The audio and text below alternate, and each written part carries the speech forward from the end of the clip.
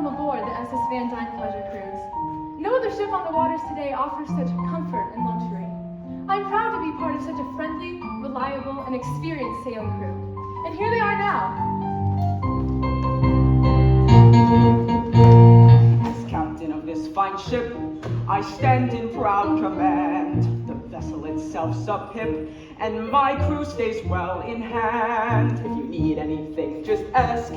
Your comfort's my delight. To navigate is my task. Now is starboard left or right? As doctor, it is my job to hand out these bags because they're helpful if you get seasick, and almost everyone always does. Make sure that all is right, from stem to stern to bow. So passengers, we invite you all to come on board ship right now.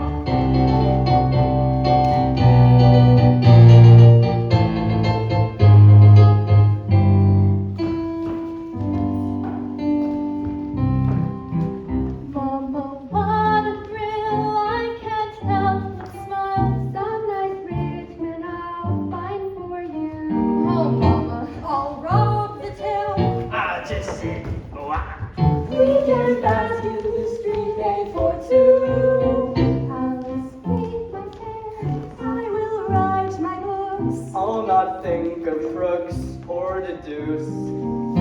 I've sneaky plans to deceive the schnooks. I'll play bingo and hunt for wildness. What? I'll hire a trio with twilight stars to enthrall you with sweet harmony. Now it's time for our family au revoir. Our ship is now heading to sea, to sea, to see the high seas. Pleasure cruise on the silver seas while a gentle breeze dances by. Forget your thirst, set your mind at ease, let your spirits. Now everyone, wave goodbye to your friends and loved ones. Remember, you won't be seeing them again. What? For 2 whole weeks. Oh. Let your spirits take wing and fly.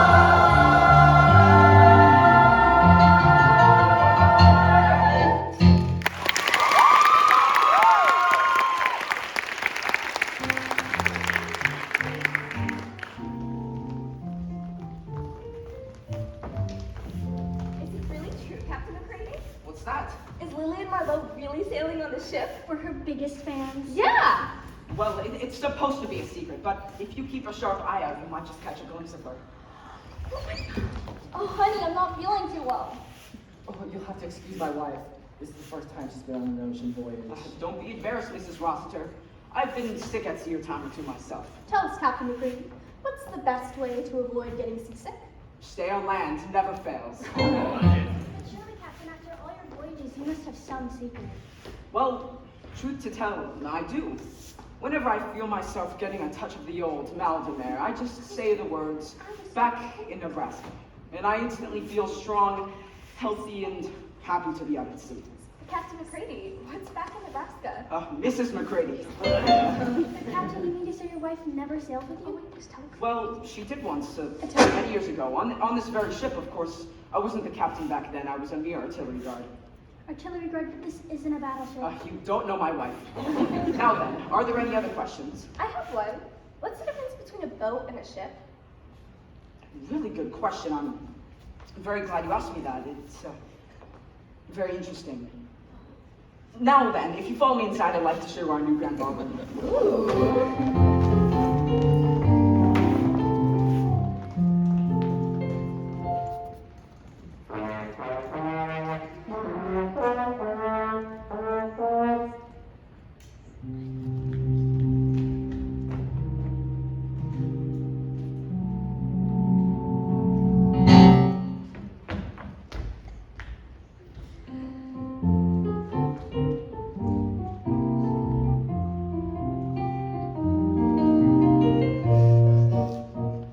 Steward, is that the reading material you have there? Yes, sir. Let's see. I have true crime stories, thrilling murder tales, modern detective stories. Oh, and I also have a movie magazine. I'll take the movie magazine. Thank you. Penelope! Penelope! Oh, where's that child? May I be of any service, ma'am? I sincerely doubt it. Oh. Oh, I'm sorry. That I don't doubt. Young man! The name's Spider. Spider Spumoni? Yes, well, tell me, Mr. Spider. Do you take requests? Why, yes, ma'am, I do. Good. Don't play.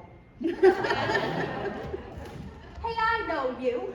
I've seen your face in the society column. You're that Mrs. Dupas. I'm Mrs. Westball. Well, you may be Mrs. Westcott now, but you used to be Mrs. Dupar. I don't know what you're talking about, and clearly neither do you. Have it your way, lady, but I've got a real good memory. See you in the funny papers. How do you do, ma'am? Lovely afternoon, ain't it? In terms of weather, you're not entirely inaccurate. Well, now that I go to the ask, allow me to introduce myself. Abraham Jingle's the name. First class motor cars, first class people. Just call me Honest Abe. I'm Mrs. Westcott. Don't call me at all. What a sense of humor you got. I like that. Tell me, can you guess the two greatest things about modern automobiles? Yeah, they don't have loud mouths or business cards. Now there's a fine woman indeed. Miss Westcott, one of my dearest friends. Beautiful coat she was wearing, don't you think? Oh, yes. Well, now that you're poking the eyes, allow me to introduce myself. Abraham Jingle's the name. First class motor cars, first class people. Just call me Honest Abe. How do you do? I'm Chester Rossiter, and this is my wife, Pamela. Rossiter, as in Rossiter's three-wing circus? That's you? Well, we're a distant branch of the family. Ah, I see. Well, it's always nice to visit those distant branches, and that's best done in a luxurious motor car. Tell me, can you guess the two greatest things about You'll have to excuse my wife. This is the first time she's ever been accosted by an obnoxious car salesman on an ocean voyage. Coming, lamb chop.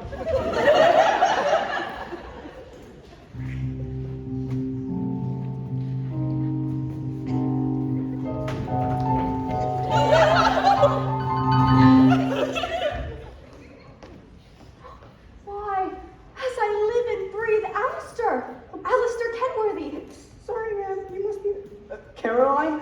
Caroline Cardell? What a delightful surprise. Why, I haven't laid eyes on you since our school days. Dear old PS 86. I'm quite convinced it was your dunking my braids in the inkwells that started me on my literary career. Oh, and to think that you're now the greatest detective in the world. Oh, I don't know if you can say that. All the newspapers do. They say that Professor Alistair Kenworthy has the most brilliant analytic mind since Sherlock Holmes. Well, what they consider to be a genius is really more a matter of luck. Luck. Yes, luck. I just had the luck to be born with the most brilliant analytical mind since Sherlock Holmes. Well, but you haven't done badly yourself. You're finding pretty misters on every child's bookshelf. Why? I'm quite a fan of them myself. Oh, me? I just write little stories. And besides, they would be nothing without the inspiration of your real-life adventures. In fact, I based Marty's after-school adventure entirely on your Steuben Heel slasher murder case. Not really. Of course, I did have to alter a few details to suit my readers. For example, I changed the sex-crazed cocaine fiend into a chronic jaywalker, and the incidents became incidents of a spelling bee fraud. Caroline, you make me blush. Oh, I do. Indeed, you do.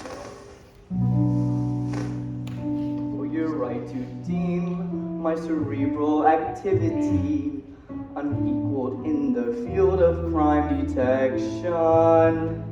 To some it may seem, by thy sense of objectivity, it's greatly undercut by affection. Though I'm grateful for your admiration, could it be a slight exaggeration? You're renowned beyond measure. You're the world's greatest sleuth. If the whole world could be just like you, I'd have it made. All your books are a treasure of America's youth. If the whole world could be just like you, I'd have it made. Though we ought to take lightly the way that Walter Winchell represents us, your regard for me might be a little bit higher than the general consensus. Just to know you's a pleasure. That's just stating the truth. If the whole world could be just like me, you'd have it made. So great a crime fighter, your name gives them a scare. If the whole world could be just like me, you'd have it made. You're so gifted a writer, Hemingway can't compare. If the whole world could be just like me, you'd have it made. Of my latest book, you said you couldn't put it down once you'd begun it. I'm suspecting that instead you read half a page and figured out who done it. Honest, it's a nail biter. I'm just stating the truth. So you're saying you hadn't a clue? Not into page 2. If the whole world could be just like you, oh, I'd have it made.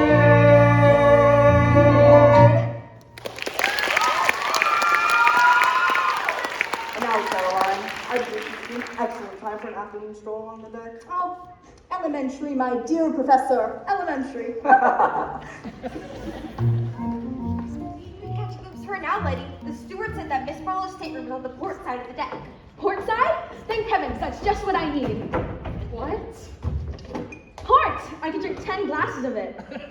No, Letty, I didn't mean wine. What? I didn't mean wine. Who's whining? I'm just thirsty. No, Letty, port's what you call this side of the deck. What? Port is what you call this side of the deck. Why would I call this side of the deck? I'm already here. Maybe he meant over there. No, that's the stern section. Well, maybe if they had some port, they wouldn't be so stern. Oh, look, a flying fish!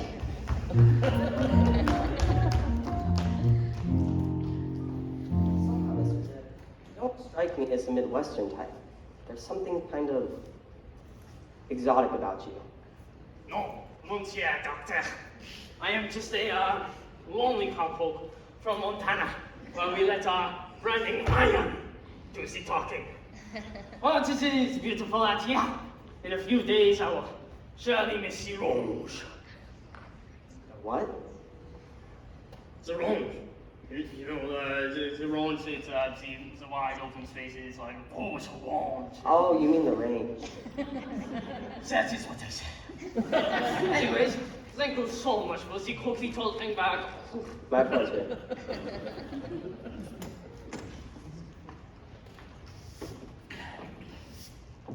Well, Miss Marlowe, you've made a wise decision in taking a portside cabin.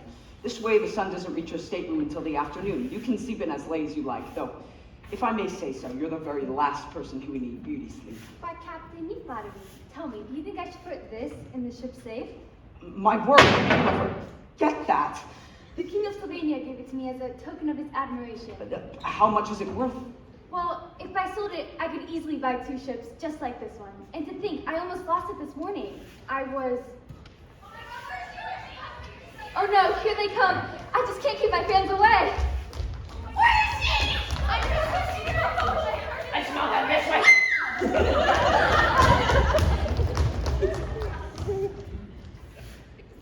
Oh, looking for Lillian Marlowe. She went that way. Oh, no, I was just seeing if my mother was around here anywhere.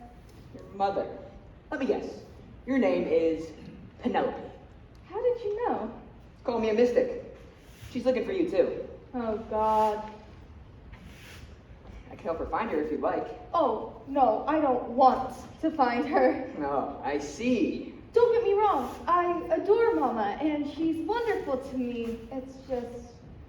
Why, right now is the first time in months I have been alone.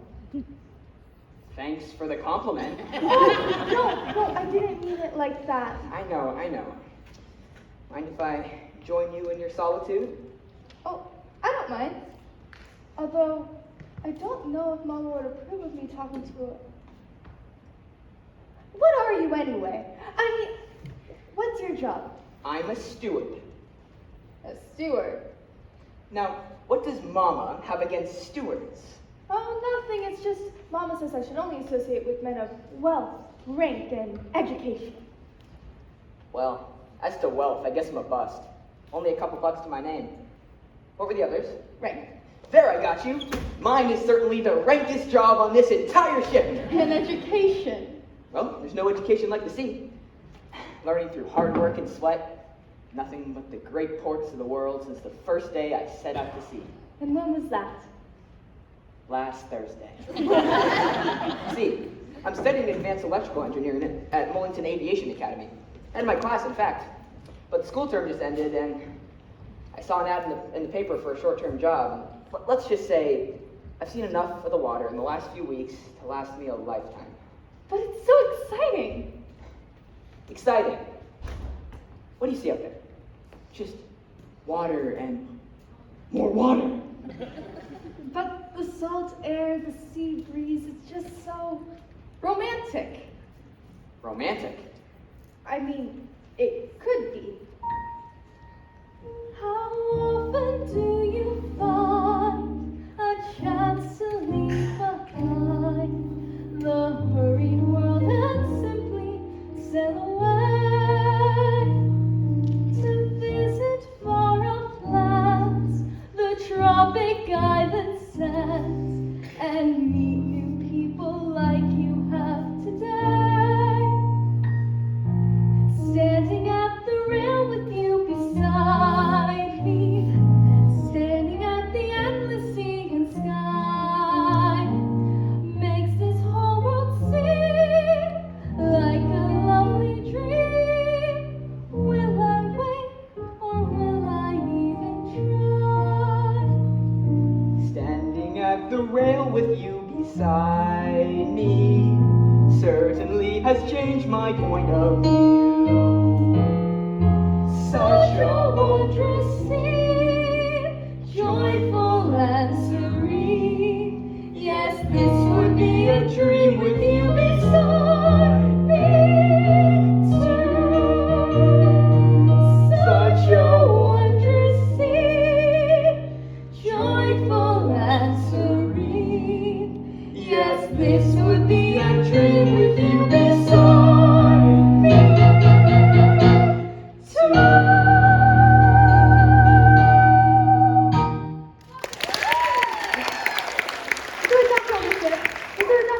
What's wrong, Mama? Is there a doctor on the ship? Yes, ma'am. I'm the ship's doctor, Dr. Garnis.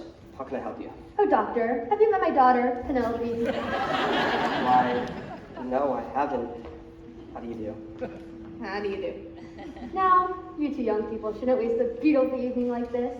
Wouldn't you like to take a nice long stroll around the deck? But Mama, I was just talking to Mr. Right. Todd Wright. How do you do, ma'am? How you do? Now, Penelope, dear, I'm sure this gentleman has plenty of work to do, swabbing the deck and sweeping out portholes. Now, come along, you two. Just pretend I'm not even here. Goodbye! Goodbye.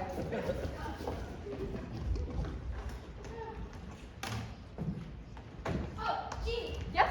Where can I find another shuffleboard stick? In the game room on deck C. Thank you. When do we reach Portofino? 3 o'clock Tuesday. What's the ship's capacity of the ship's dining room? 912. Who won the Harvard Yale game in 1923? Harvard, 16 to 7. What is the capital of Montana? What's the length of the Brooklyn Bridge? 17,835 feet. Who brought the guilty river? Wilkie Collins, What's the square root of 74? 8.378. Who placed Clifford on one man's family? Burton Yarborough, At what temperature does trisodium phosphate evaporate? 82 degrees Celsius. Where's the ship's infirmary? What? I don't know. What? Just kidding. Deck B starts tonight. Oh.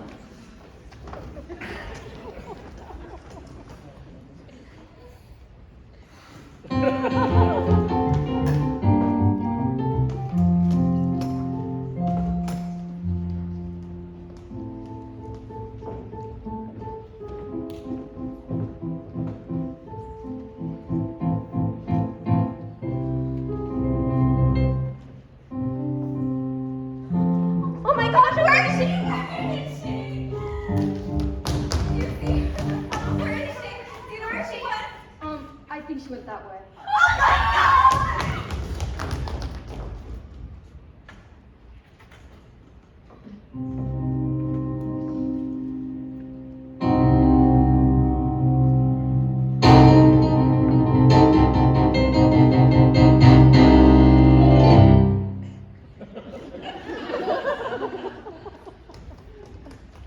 There she is, honey. I'm sure that's her. Well, don't be bashful, Len. You can just go up and ask her.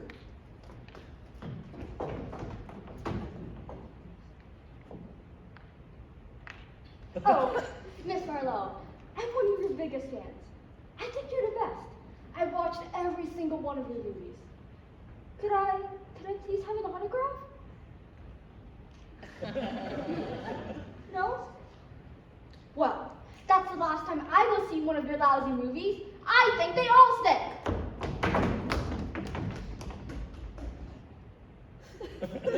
You have to excuse my wife. This is the first time she's ever been snubbed by a famous movie star on an ocean voyage. Attention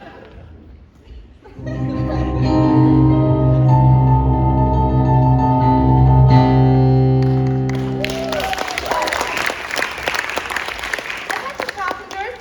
We hope you're enjoying your first evening at sea. There will be dancing in the ballroom at 8:30, and, oh, I must make a correction. Barton Yarborough plays Clifford on One Man's Family. Barton, not Burton. I'm so sorry.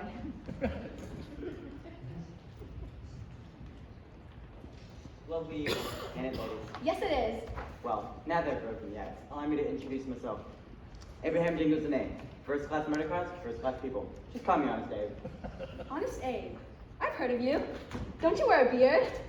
No, I'm afraid you'd be seen with the other Honest Abe. There are two of you? Well, then it's a good thing you don't grow a beard. You'll get Ella's mail. No, Letty, you're thinking of Abraham Lincoln. He was president. And now you're selling automobiles? Don't worry, things will catch up. Can you give us two greatest things about modern automobiles? Oh, don't tell me. The wheels. Letty, cars have 4 wheels. That's right. You would think for a car salesman he would know a lot more about cars. Maybe you should go back to president. He sure does look different without that beard, doesn't he? Look at that. It's a magician. Let's give him a quarter. No, Letty, that's a musician, not a musician. Okay. Well, in that case, let's give him a dime. Wait, no. What nerve. Trying to be someone else that he's not just so we could give him more money.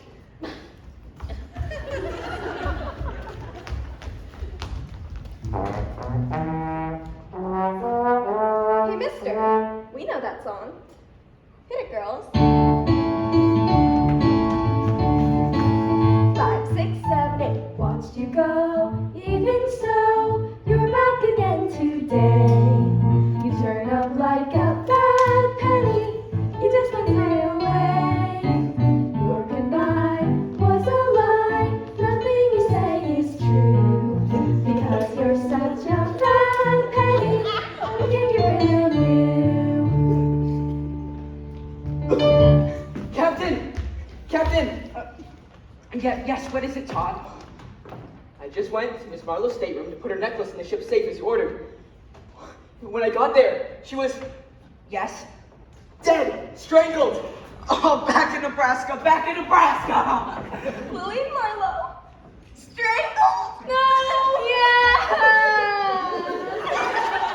What should we do? I don't know. This sort of thing doesn't happen on my ship very often. It's a total mystery. Mysteries never last long. Professor Alistair Kenworthy is on the case. Say, that's a good line. Do you mind if I use it in the next Marty Murdy book? Not a bit. We should probably change my name from Murdy's into the quilt.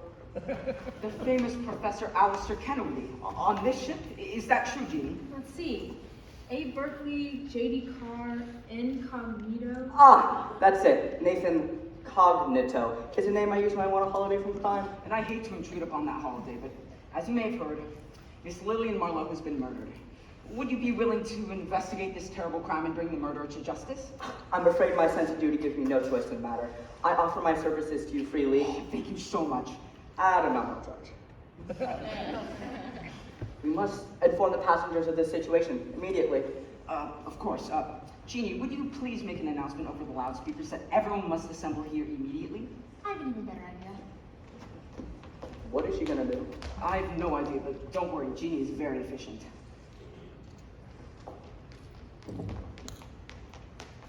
They should be here in just a moment.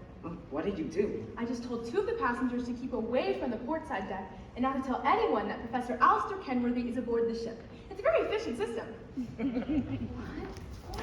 Where is he? See? Why do they need a professor to tell all the stairs are kennel-worthy? I didn't even know that there's a kennel on the ship. No, Kenworthy, Letty, not Kennel-worthy. I didn't know that there's a kennel on the ship either. This system isn't perfect. Ladies and gentlemen, I'm afraid that I have some very tragic news to relate. One of our passengers, Miss Lillian Marlowe, has been brutally murdered. This means that a dangerous killer is now at large aboard this ship. But we also have good news. By fortunate coincidence, we have with us one of the greatest detectives in the world. It is my privilege and honor to present to you the Dean of American Criminologists, Professor Alistair Kenworthy. Thank you, my friends. Thank you. I can only say that I'm touched by this gratifying display of respect and affection, and that all of you under suspicion of murder. What? Yes, I'm afraid no one can be exonerated. Neither crew nor passengers. You'll have to excuse my wife. This is the first time she's ever been suspected of murder on an ocean voyage. Okay. I shall begin a thorough investigation of every person aboard this ship, establishing means, motive, and opportunity. Well, the motive certainly wouldn't seem to be robbery. Charters, show what we found in Miss Marlowe's stateroom. Yes, the thief would probably take that. Valuable. It's valuable. It's worth a fortune. How do you know that? Oh, she told me so herself, and she also said, well, that's not necessarily important. No. Please tell me what you're going to say. Well, it's just that she said the necklace slipped off her neck this afternoon without her even noticing it, and how a passenger was kind enough to pick it up off the deck and hand it back to her. I see. She didn't happen to mention the name of this passenger, did she?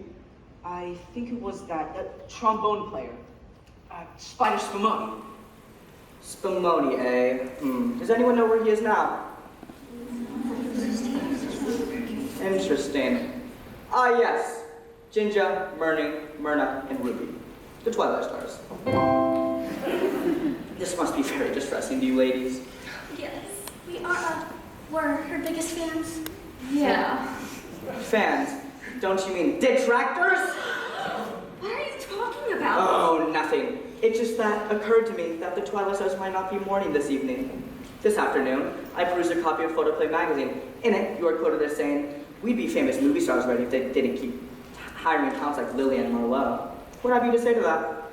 You mean photoplay? Does it have her picture in it? Yeah. What about the quote? Oh, it was taken entirely out of context. And what was the quote in context? I said we'd be famous movie stars already if they didn't keep hiring no talents like Lillian Marlowe. Not Lillian Marlowe, but no talents like her. That's telling him, Myrna. Yeah. If you're looking for someone who really hated her, why not ask her some questions? I saw them arguing fiercely a little while ago. That's mere piffle. I merely asked her to keep her mindless autograph mob from blocking my view of the oceans. Are you sure that's all there was to it? Of course I am. Do you doubt me? Not at all, Mrs. Westcott. But didn't I hear you get called something differently by Spider Spumoni? Wasn't it Mrs. Dupar? Dupar? I don't know what you mean. Are you denying that your first husband was famous industrialist Egbert Dupar? Yeah, and Lillian Marlowe's Ford? Alright, I admit, I once was married to Hector Dupar. And yes, he did leave me for that brazen hussy of an actress. But that was many years ago. That's all a distant memory. I hardly even remember it now. When did it occur? November 23rd, 1928 at 2:35 in the afternoon. I see a distant memory. Look, if you really want to find a killer, I suggest you ask the doctor. Why, he was running so nervously across the deck a few minutes ago from the direction of Lillian Marlowe's stateroom. I wasn't running from her stateroom. You must have seen me run past her stateroom on the way from the infirmary as far as Ramoni's cabin. Why did you go there? I received an urgent call from him. He said he was violently ill. But when I arrived, he wasn't there. And he isn't here now to confirm your story. How convenient. How do we even know you're a real doctor at all? Here's my diploma. Let's prove it. Let me see. Clarence D. Garmish, graduate of Mitford College. I've never even heard of Mitford College. I can vouch for you there, Professor. I took astronomy in Mitford College. Well, then. My Uncle Bert was on the volleyball team at Mitford. Right, Mama? Well, I was the women's dean at Mitford for 2 years. yes, I see that. We were on the cheer squad at Mitford. Varsity. Yeah! Fight on Mitford, fight, fight, fight, fight for the crimson team. Although our chances of winning are slight, that's not the way that I feel. Fight on Mitford. All right, so maybe Mitford is a real college. That still doesn't give you an alibi for the time of the murder. And as a medical man, you might have some special knowledge of just how to kill someone. No, I'm afraid that no one here has an alibi. I do. What do you mean? I could have killed anybody on this ship. I'd have steered it. Well, who's steering now? Oh!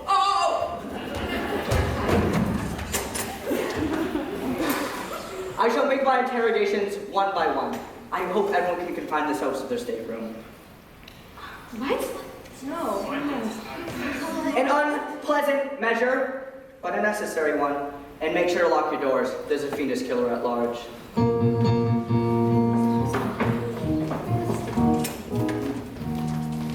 Hey. Here.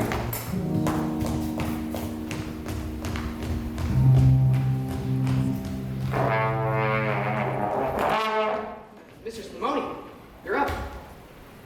I heard you were ill. No, I'm fine. Well, best follow me. The others are looking for you.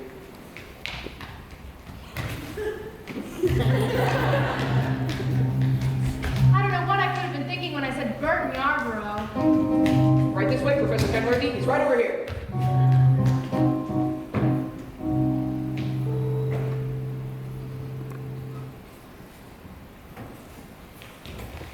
Well, he was right here. Let's try inside.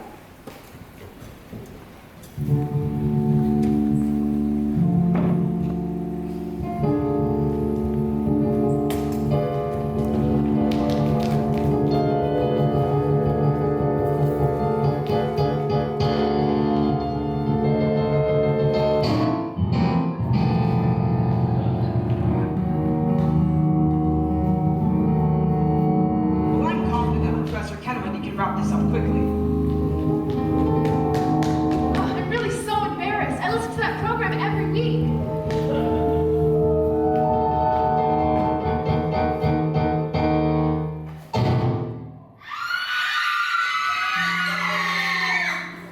I think I've got it.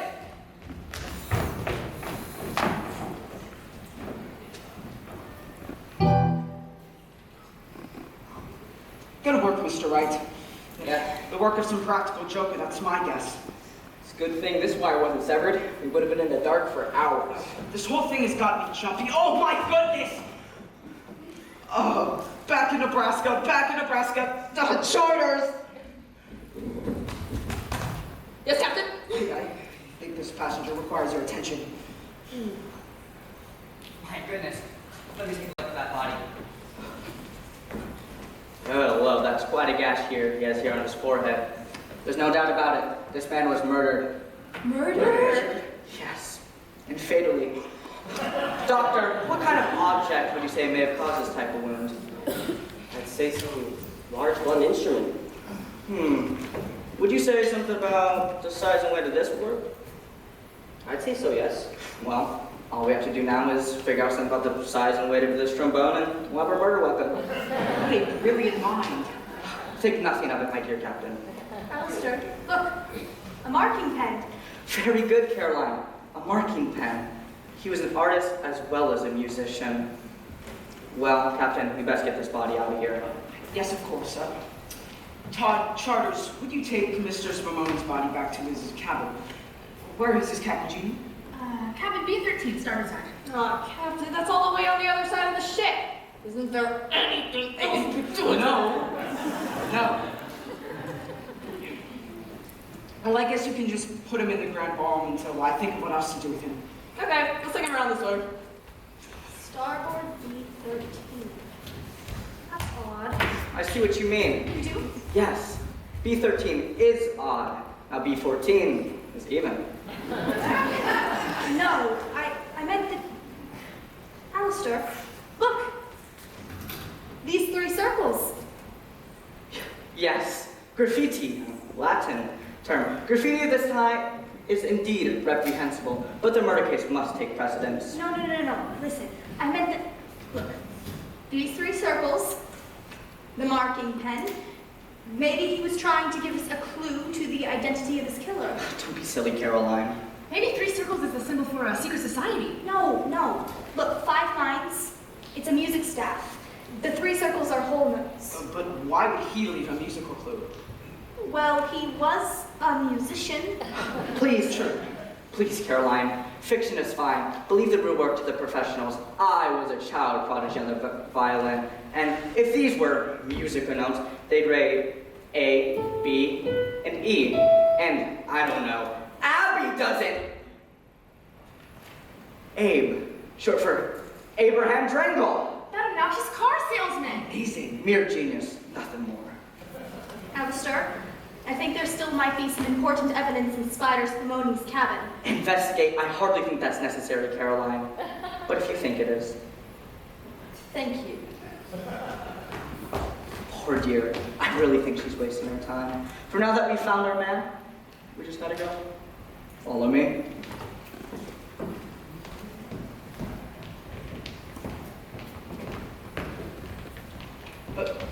Who is that? Who are you? Wait a minute, you. Stop that person. Let me go! You mean people! All you know is rude to be mean to people? I'm sorry, I was just afraid. What's your name? I'm Susie Potter. Susie Potter? I don't recall that name being on the passenger list. It's not on there. I'm a stowaway. A stowaway? Why did you sneak onto my ship? I didn't have enough money for the passage. Well, stowaway or no stowaway, there's a murderer aboard this ship. And not even anyone's above suspicion. Not even you. Oh, I would never murder anyone. Still, you must be questioned. Is your nickname, I don't know, Abe? No. Are you a member of a secret society? No. Do you draw on walls? Oh, no. Never. I don't know why, but for some reason, I believe you. Sure, we can find you a room. It's got a couple new vacancies already. Oh, that would be swell. I'll get right to it. You know, Susie, there's something about you that's very endearing. I think so too. She brightens up the day. She makes you feel like a kid again. She makes me want to smile the whole day long. Well, this is nice. Wasn't there something we were supposed to be doing?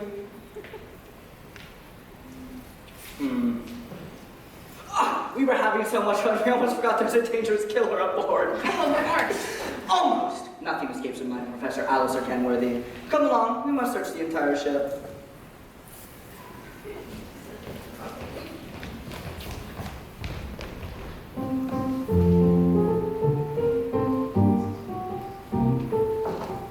I paid good money for this so-called pleasure cruise, and I'm not going to waste it away locked in my cabin. Don't you agree, Miss, Gale. Brenda Gale. Brenda. Yes, of course, Brenda. Passengers, will Abraham Drengle, obnoxious car salesman, please come to the ship's bridge for routine questioning and possible incarceration? Dreadful man. So, Brenda, how is it that you knew nothing about all this ghastly murder business until just now? I see them in the cabin all afternoon.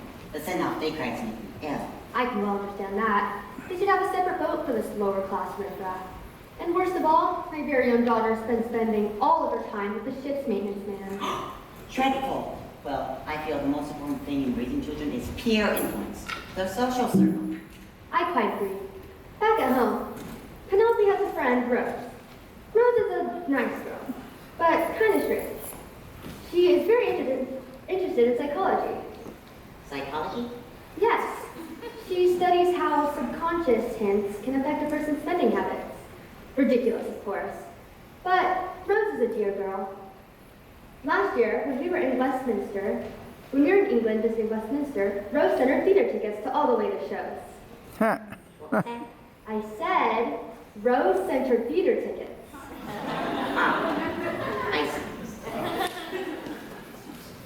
Good evening, ladies.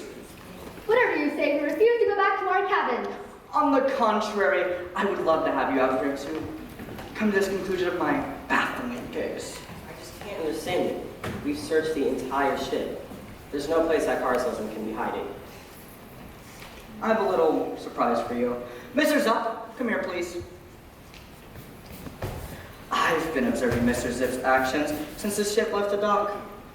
And, I knew he couldn't be that Montana cowboy he claimed to be. When I asked where he lived, he replied, where the deer and cantaloupe come to play. Another wise, subtle mistake to a perfect disguise. Now that Monsieur Kelwazi has so cleverly unmasked me, I must reveal all. I am actually Henri Lavavos, prefect to the French solitary. I'm sent here to look for two dangerous felons. Dangerous what? Felons, they're felons, criminals, they commit crime. Felons. Oh, you mean felons? That is what I said. Anyways, one of them is a master disguise. Mathematic. Take note of that, friends. A clever disguise. And you say this criminal's aboard this very ship right now, correct? Oui, monsieur. He was once known to us as the obnoxious car salesman, Ed Geronimo. But now that he kept his out of the trunk and eat his own, he has switched to his other identity as Brenda Gary. Well, now they're moving the ice. Allow me to introduce Mr. Wright, charters, lock him in the brig. You see, Captain, just another example of my direct detective prowess. Can you guess the two greatest things about modern automobiles? I just love automobiles. Today, I share my deepest confidence with them. Don't worry. When you open your heart to someone, you feel there's a sunshine. Of course. That's it. Abe Drangle, Brenda Gale. It's an anagram. Not Anna, Brenda. I do wish you'd listen. Mr. Kennerly, may I congratulate you on a splendid piece of deductive work? Yeah, you may. Well, I congratulate you on a splendid piece of deductive work. Thank you.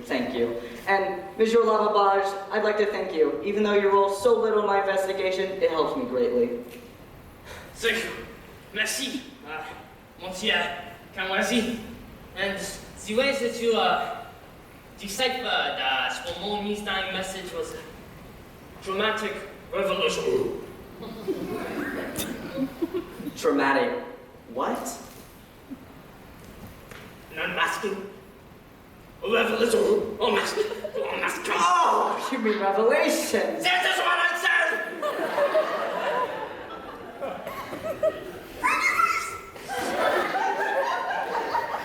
There is still one thing that bothers me. One thing that does not quite enter. Of course! That is it! It was not him at all. He couldn't have been him because of Drangle? No! The other one! See, I was sent here from the French souls to find two fellows. Well, three, if you count a triangles. Anyways, but one of them had a lot more of the two.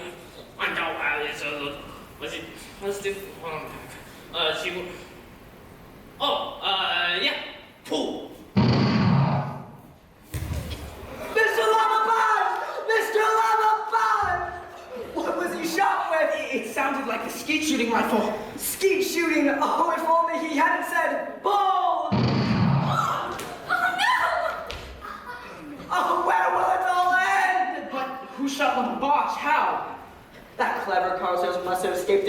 and came back to commit this fiendish crime. Mama! Penelope! You should be locked in your room. I know, but I heard the shot. Where's Todd? I told you, you shouldn't speak to that young man again. What's going on? What was that shot I heard? Penny! Take your hands off of my daughter. Yes, ma'am.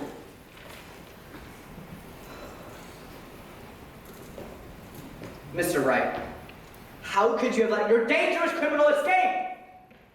We did it. He's locked safely in the brig right now. He's trying to sell charters a used Chevrolet. Then Abe Drango couldn't have shot Monsieur de Babage. Quite true. It seems his case is more complicated than even I had come to think.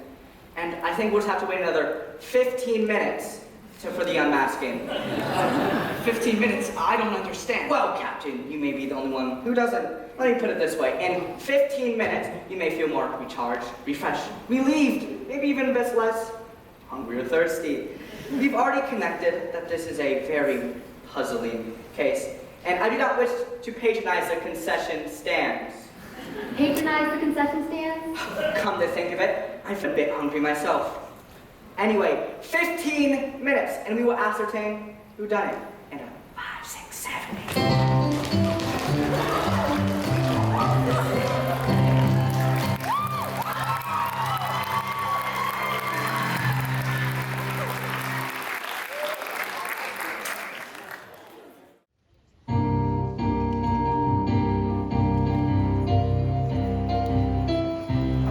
Our pleasure cruise, you can probably tell, isn't going well.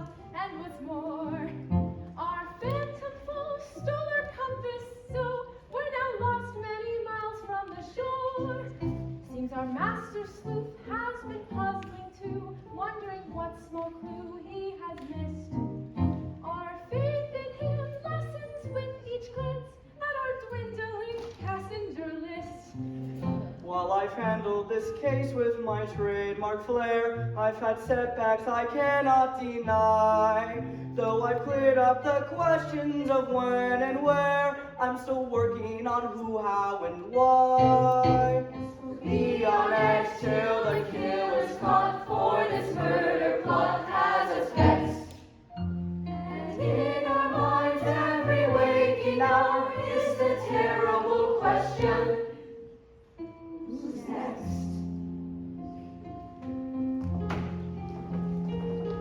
Any luck sending for help, Todd? It's hopeless, sir. This phantom managed to sabotage the entire instrument panel. I managed to fix the telegraph machine, but all of our transmitting equipment's been ripped out. Captain, we can't see the shoreline. Are we off course? No, of course not. You can see the shoreline from the starboard rail. Oh, thank you. Come on, dear. Why did you tell them that, Captain? No, it's not true. We're lost. Todd, with a murder at large, the last thing we need is more fuel for panic. Now, I want you to run to the starboard rail and tell them that we've turned the ship around.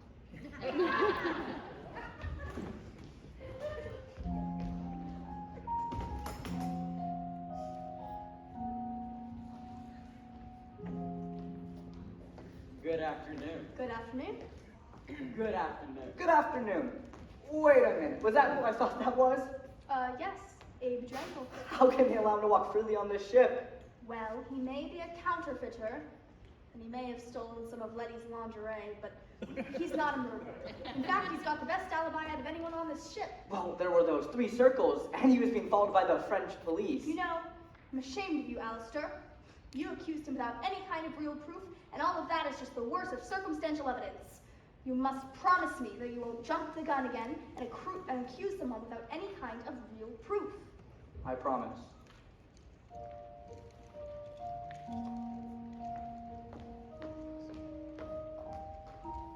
Todd? Todd, are you avoiding me? No, Penny. It isn't that. I'm just trying to respect the wishes of your mother. It's very clear she does not approve of me. No, Todd, it's not true. In fact, I think she's starting to like you. How can you tell? Well, she said that by process of elimination, you are fastly becoming one of the most eligible bachelors on this entire ship. Really? Really? Oh, Penny, I want to take you away from all of this, away from phantom killers and sailing ships and dual identity used car salesmen. There's nothing I'd like more. Todd! Todd! Oh! I'm sorry. Any news, Charters? None. Not a sight of land anywhere. Todd, what does he mean? Well, honey, you're gonna have to promise to keep this a secret, but Phantom stole our compass, so... Yes, Charters, so you've managed to turn the ship around. Oh! Yes!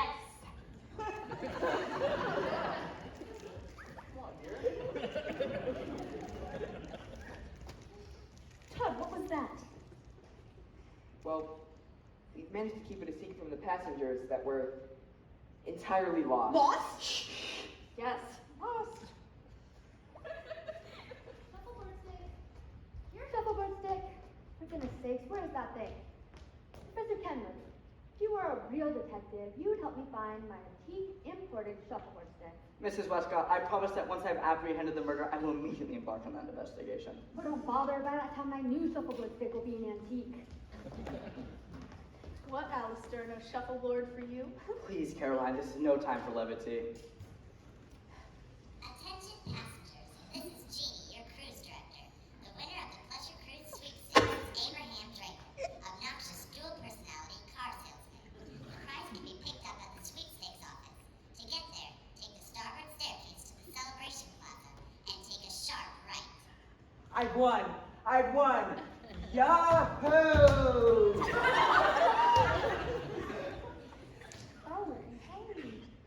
Jeannie, are you coming down with the cold? That last announcement sounded different. Caroline, you noticed that too? That wasn't me, Miss Cardell. I can't understand it. Haha, it was a clever impersonation. See, but that voice told Abe Drangle to take the celebration plaza from the starboard stairs and then take a sharp right. Why, that would take him right over.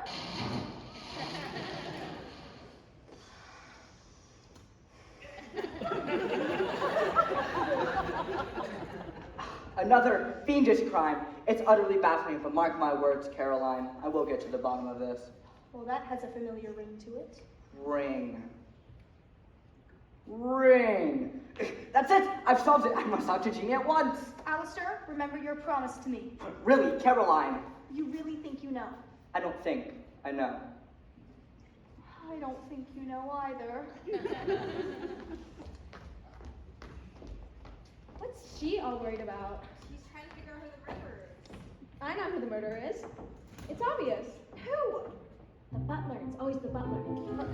There's no butler on this ship. Well, he's just using that as an alibi.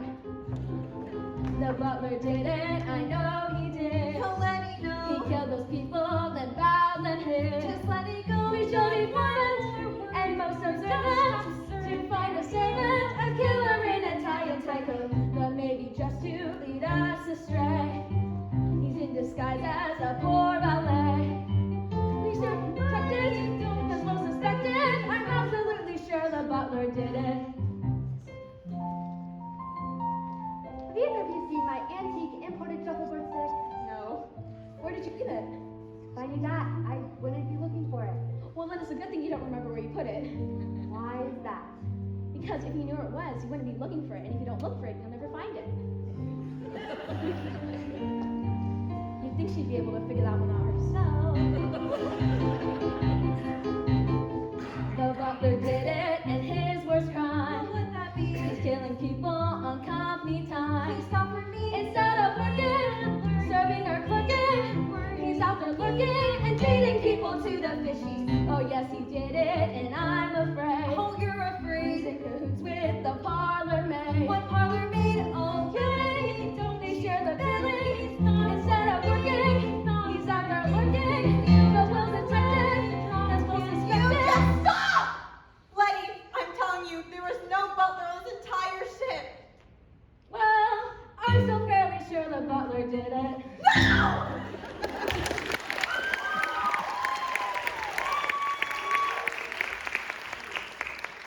Attention passengers! Professor Kenworthy requires a gathering of all leading suspects in 10 minutes, at which time he will dramatically disclose the amazing solution to this mystery. Letty, do you hear that? We're leading suspects. Oh, Anna, the girls back home will never believe this. Maybe we can get certificates or something. Oh, we can't be accused of murder looking like this. I'll have to freshen up. You're not Lambkins. It'll all be over soon. Oh, honey, do you really think so? Of course. Professor Kenworthy's a genius. Only technically, Mr. Rossiter, but your confidence is well founded. Professor Kenworthy, we didn't realize you were here. Please don't be alarmed. I'm very glad to find you here. I wanted to talk to you before the others came. Why is that? A short while ago, I made a solemn promise never to accuse anyone of these vile crimes without irrefutable evidence. And that's where you can help me. We can? Yes, you can. The evidence I intend to provide is irrefutable. A confession from the murderer, or should I say murderers. You see, it has occurred to me that these complex crimes could be easily more accomplished with the aid of an accomplice. Furthermore, such insidious partners in crime could have their true cold-hearted ruthlessness under a wide-eyed naivete. Do you understand me? Well, I'm not sure I understand. I think you do! I also realize that the 3 rings drawn by Smokey might not have been a musical note. Rather, rings. 3 rings. Does that ring any bells to you, Mr. Rossiter?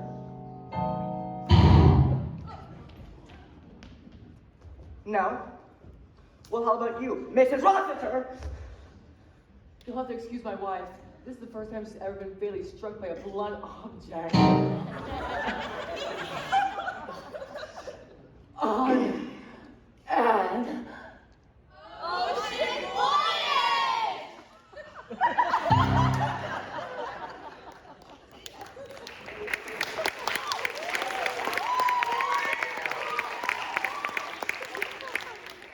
Ah, Professor Kennedy, there you are. Now, are you quite certain you know the identity of this killer? Well, I was a little more certain a moment ago. Oh, what's this? No! Yes! I'm afraid that Mr. and Mrs. Rossiter have also been murdered. Murdered? Yes, intentionally. Oh, back to Nebraska, charters! Yes, Captain. Can you please take the Rossiters to the Grand Barn with the rest of them? Oh, is that what's happening? I thought they were just being wallflowers. Mrs. Westcott, where's Penny? I told her to stay in her room. She's quite deadened by all these doings, and she certainly can't be considered a suspect. Todd, would you help charters, please? What a great tragedy. Such kind and decent people. Thoughtful, too. To die on that cart. You don't see that kind of consideration these days. Heavens! It's my antique imported shuffleboard stick. That mustn't be removed, Mrs. Westcott. It's important evidence. It was used in the recent murders. Horrible crimes. But the culprit must be brought to justice. And he will be, right now. Right, Professor Kennedy? Yeah. Well, you see. Captain! What is it? You tell him. To tell me what is it? We've got some news. Is it bad? Worse than you can imagine. My wife's on board? No! Not that. Okay, I can't imagine worse. What is it?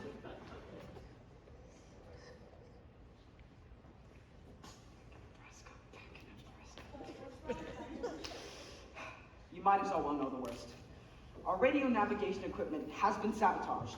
Oh. We've just lost 2 more passengers. Oh. And now, yes! Tonight's bingo game has been canceled. No! Don't despair though, folks. We also have good news. Professor Kenworthy has solved the case. Well, it's about time. Mr. Kennedy. Yeah. Well, yeah. Alistair, before you begin, you might wish to read this. What is it? It's a telegram. Just before Emma Bavage was killed, he seemed to tell us that a second criminal he was following, not Abe Dringle, was not really in trouble at all. He Where also did you said find that this telegram contained the criminal's name at the bottom of it. Still sleuthing. Where did you find this? In his stateroom. Amateur sleuthing still. Caroline, I hardly think that. Oh, well, we don't have to read it now. No, let's read it right now. It might be of minor interest. Counterfeiter Abe Dringle. Indeed aboard ship. Stop. Suspect, he may be the same person as Brenda Gale. Stop. You've no doubt already figured out that it's an anagram. Stop. Other more dangerous criminal also on board. Stop. Wanted for jewel robbery in France. Stop. Wanted for jewel forgery in Belgium. Wanted in 14 other countries on charges we don't want to pay to describe in a telegram. Stop! Criminal travels under the name of Spider Spumoni. Stop. Spider Spumoni, stop. Spider Spumoni, the trombone player. Caroline, you seem to overlook the fact that Spider Spumoni's been dead since, halfway through the first act. Yes, but, No, my dear, you're entirely on the wrong track. well, I'm sorry, I was only trying to help. What's your solution of the case, huh? That's right, Professor Kenworthy. We've waited long enough now. Name the murderer. Well, to tell the truth, I can't quite do that yet. What? You must understand this is a particularly difficult investigation. That's all well and good, but, we need an answer. Well, I need more time. Well, I need a drink. Don't worry, friends. I'm on the verge of solving this case. But in the meantime, we may all be killed. No, I assure you that I will solve this case before anything else unfortunate happens.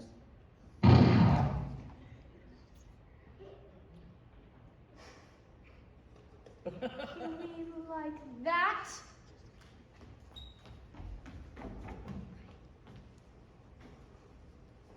There's no one there. The killer is quick, but who is he shooting at? Was anyone hit? No, but I think I'm gonna need a new hat. That bullet flew just inches from your head. Yes, Charters, it seems that you were the Phantom Killer's next intended victim. Now, just how are you holding that? Well, like this? That means the bullet must have shot right out there. Into the sea? Oh, thank heavens no one important was sitting there. Mama! Penny! Professor Kenworthy, this is intolerable. We placed our lives into your hands, and look what happened. Now we're no closer to the answer to this mystery. On the contrary, Captain, we have come much closer to answering just the past 5 minutes. What? In taking that shot at Charters, the killer not only missed his target, but also significantly narrowed the field of suspects. What do you mean? When that shot was fired, nearly all of us were in plain sight of each other. Thus, whoever wielded that pistol must have been one of the few people who did not return until after the shooting. That is, the Entwistle sisters, Penny Westcott, and the Twilight Stars. It is clearly a matter of cherchez la femme, and yes, I know what femme de chercher. You do? You do? Yeah? Yeah! Yes, I do. My first deduction was, of course, right on the mark. Spider Smoke did try to tell us his assailant's name by making 3 musical notes on a 5-line staff. But Smoke wasn't spelling out the murderer's name. No, he intended that those notes just be intended as musical notes. The notes A, B, and E. The first 3 notes of the song, where Smoke was heard to repeatedly and most annoyingly play. You guys remember, ladies? No. Oh, yeah! Hit it, girls. 5, 6, 7, 8. Watched you go, even so, you're back again today. You've turned up like a bad penny. Yes! And there's your bad Penny, the fiendish murderess, Penny Westcott. No! No! Yeah!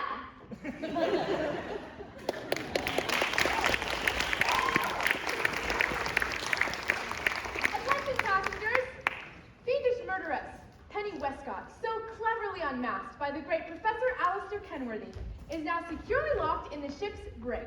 In celebration of Professor Kenworthy's triumph, the captain has asked the world-famous Twilight Stars to entertain the surviving passengers with one of their signature, non-case-breaking specialty numbers.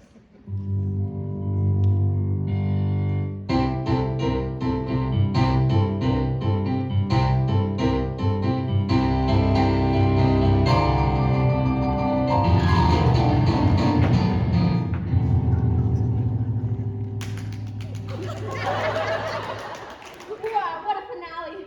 Letty, don't you see? They all been electrocuted. Well, of course they have. If we had that much electricity running through you, you would be too.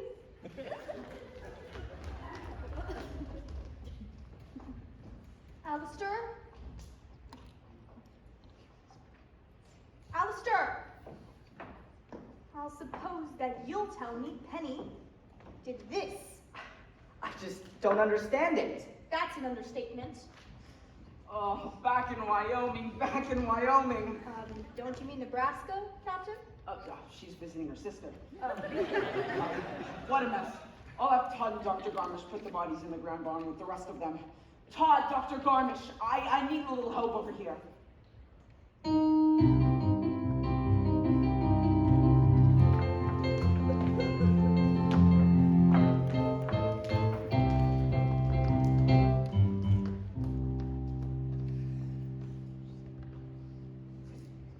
You know if they've released Penny from the brig yet? I don't know. Why don't you just go over there and check? I'm not allowed to, you see. Penny! Good evening. Penny, what's wrong? I've missed you terribly. I'm sure you have. Is that why you came to visit me while I was behind bars? I couldn't. The captain forbade me to. I see you weren't without company while I was gone. Oh yes, Todd's been wonderful company. I just love him. What's the matter? What's wrong? Admit it!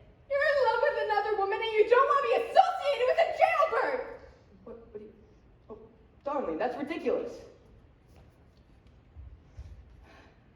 Maybe you believe the detective. Maybe you think I was the murderer. Well, you can believe that for yourself, but how can you expect me to trust you to trust me if I don't even expect you to trust me to trust you? What? I don't know. Todd, I'm sorry. Oh, Penny, there you are. I've been looking all over the ship for you. Why, what's wrong? It's Todd. He doesn't want anything to do with me. Why not? Because he didn't think I was the murderer. Okay. Well, I'm going to need you to snap out of it. And quick, stay here.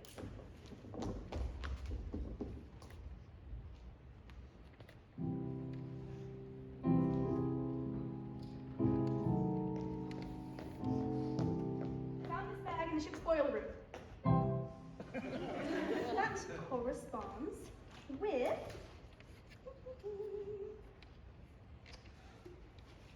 this. It's the Phantom Killer's, all right. I mean, after all, people don't just walk around in public wearing masks. I also found a few other things. There's a cape in here, too. You'll have trouble skulking around without that. Oh, here's something else. Is it a clue? No, it's just a red herring. What about this? Oh, may I see that, please? Fundamentals of Electronics. Electronics? Yes. Chapter 3 is circled here in the table of contents. How to electrocute a musical trio. So is Chapter 7, Basic Automation. Oh, amazing. What is it? Oh, well, the Phantom Killer sketched a diagram of this deck in the margin. Now, where was Charter standing when he was shot? Right here. Good. All right. When I tell you to, I want you to smack down on this corner of the bar top.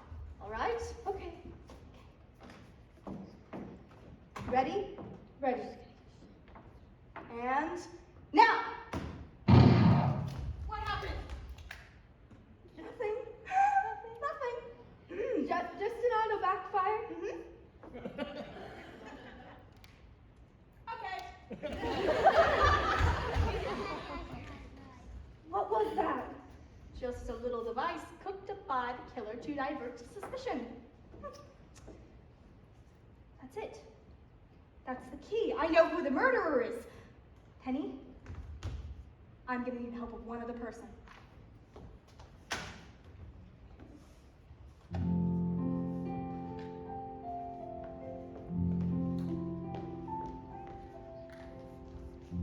Ladies and gentlemen, I believe that I have solved the Pleasure Cruise murders. A case that would have baffled even Marty Murney, let alone Alistair Kenworthy. Have you figured it out too? Well, keep in mind the important clues. The telegram, the 3 circles, Le Babage's French accent, and most importantly, the trombone. A clue that is important for 2 different reasons. Have you got it? Let's see.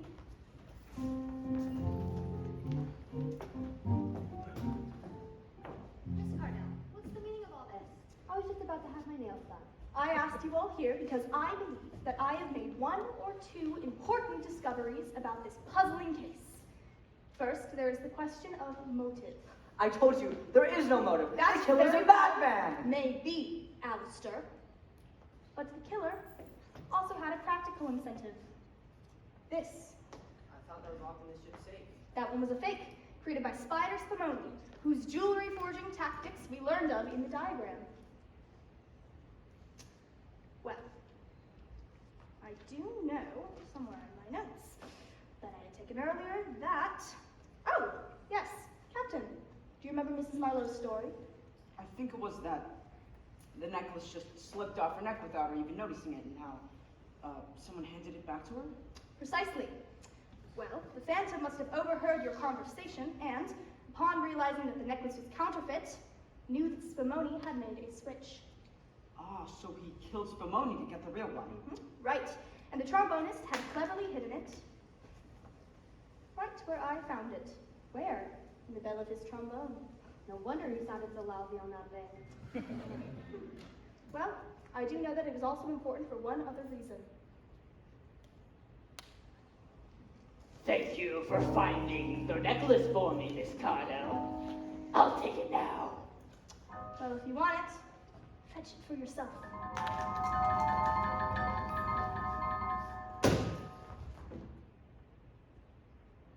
Nice try, Miss Cardell. I'm afraid your little plan didn't work. It worked well enough. You may take off the mask now, Mr. Todd Wright.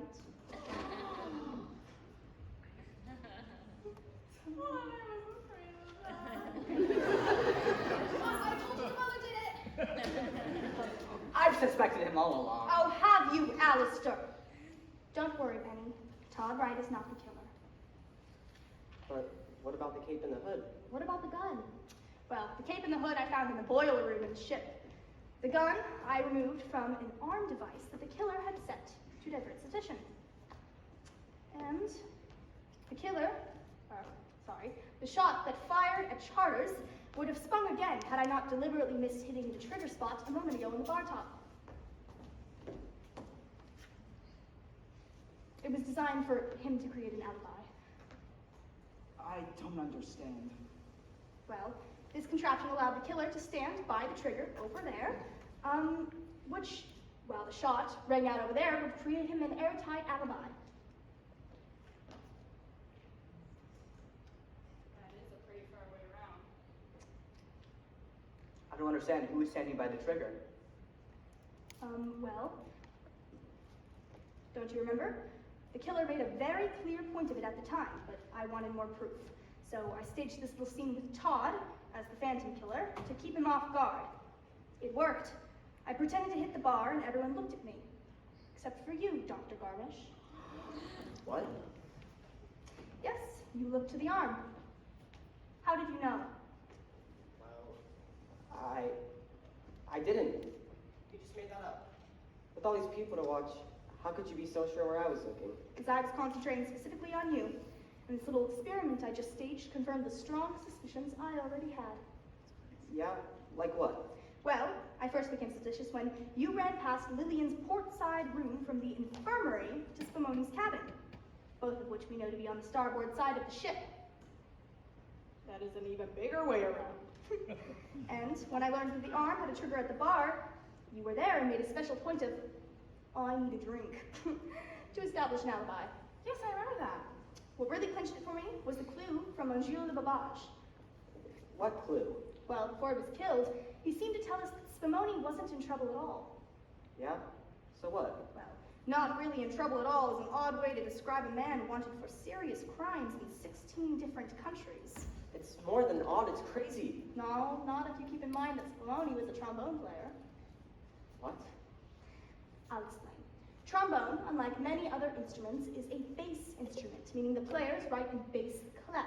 However, violin, such as Alistair played, is written in treble clef. So what? Well, don't you see? With Lepage's impenetrable French accent, he was telling us that Spumoni wasn't in trouble, but treble. Trouble, treble.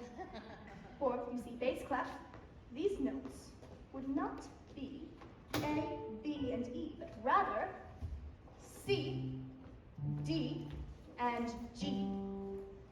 The same initials as... Clarence D. Garmish. Say one word, and you'll never see little Miss Bright Eyes again.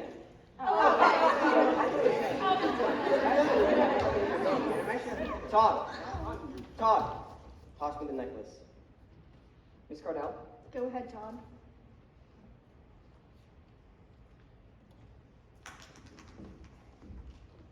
But why did you kill all those people? Didn't mean to at first, sister. I just wanted this little bauble. 9 years of medicine at Medford College. And for what? So I could hand out throw-up bags to a bunch of lazy tourists? This necklace was my ticket out. So I killed that movie star Dane to get it. But Spumoni got to it first, so you killed him. Yeah, but it turns out he was also so a snitch. He drew those circles. And when Lepage began to figure that out, I had to get rid of him too. But what about Aiden Dringle, the Rossiters, and all three of the Twilight Stars? Okay, so I got a little carried away. Look, I'd love to stay and chat a little longer, but I have a life raft and a life of luxury awaiting me. So long, suckers!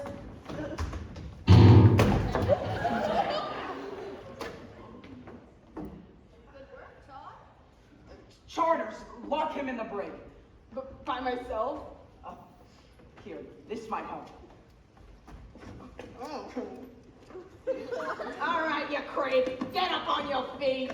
Let's get out of here. The doctor won't give him any trouble as long as he's got that gun on him.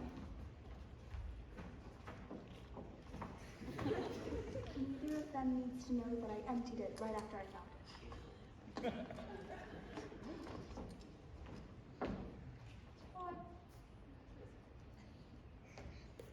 I'm sorry, I suspected you of murder. It's okay.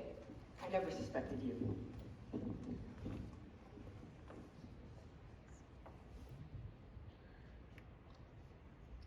Well, with Kenny thinking that the book of fundamentals of electronics was what made her suspect Todd in the first place, I mean, that book was exactly why I knew it wasn't him. What do you mean?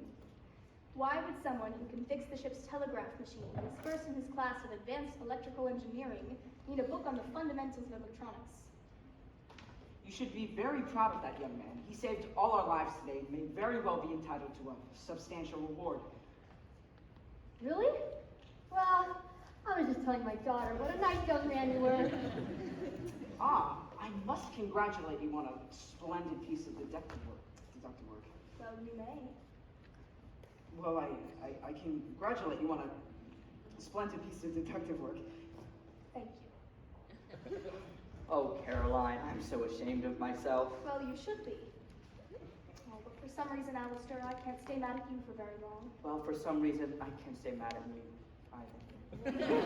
Of course, we're still hopelessly lost at sea. Don't worry, Captain. Every cloud has its silver lining. Captain! I've just spotted land. Land? Yeah, right out there. See, Captain, I told you, we spotted land. That's the silver lining. We'll soon be back home with our friends and family. And that's the cloud. Back in Nebraska. Back in Nebraska. Mystery solved and the killer's been caught. And I understood a part of it, but not a whole lot. And though the theory upset that nearly half the passengers are dead, smooth sailing ahead. Claims of damage will rise to unheard of amounts. But Sweet Penny's got her Todd and nothing really else counts. So we'll wake up on my ocean, murder, terror, and dread. It's smooth sailing ahead. You'll write of this case with Stalvervin wits, sure to be a publishing sensation. And writing it down, I'll change things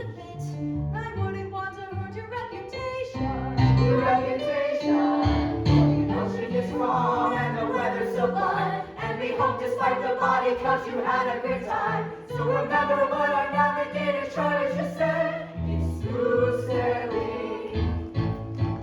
Smooth sailing.